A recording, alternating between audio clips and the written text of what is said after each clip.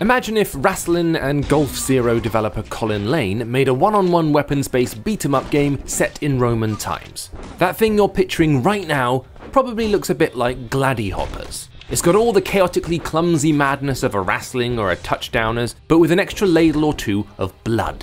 There are a few questions about the game's longevity though. Gladihoppers cast you as a gladiator tasked with defending Caesar against successive would-be assassins. Touching and sliding on the left side of the screen controls your movement, a lurching, ungainly affair that has your character leaning forward and jumping rather than walking.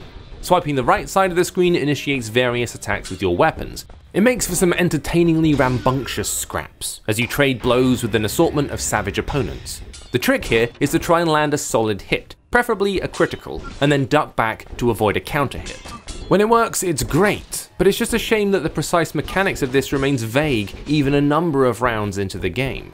While there's a certain tactile appeal to the combat, it feels a little too random and freewheeling for its own good. Did we execute a perfectly timed overhead swipe, or did some random algorithm stipulate that we landed a critical hit? It's tough to say, and so combat soon degenerates into a clumsy free-for-all. The simple succession of fights that makes up arcade mode doesn't really give you much more to chew on. There is apparently a career mode coming that will hopefully put a little bit more meat on this bare bones effort, but it's a shame it wasn't ready for launch. It all speaks to a game that's full of blood and fury, but which seems to tire itself out for want of fighting a little smarter.